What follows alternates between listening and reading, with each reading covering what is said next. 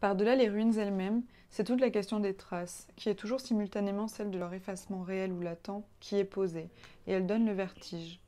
Qu'on remonte le temps en suivant un chemin discontinu qui déboucherait sur quelque chose comme de l'ineffaçable, ou qu'au contraire on tombe assez vite sur un pur et simple et total effacement, et dans les deux cas on se retrouve à la limite où le réel et l'illusoire se fondent l'un dans l'autre.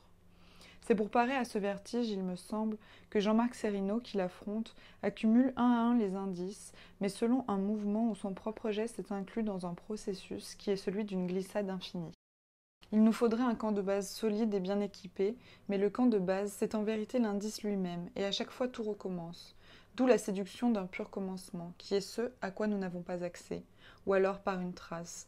Et il y a justement un tableau de Jean-Marc Cerino qui raconte cela, qui montre, sur pièce, cette fiction d'un commencement absolu, qui est simultanément le plus lointain souvenir. Découverte de tracés archéologiques, aéroport d'Heathrow, 1950, est son titre. Et il a été peint en 2015.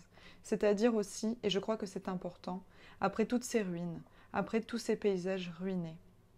Ce qu'on y voit, ce n'est presque rien, un simple tracé géométrique et un homme qui a pénétré et qui le contemple.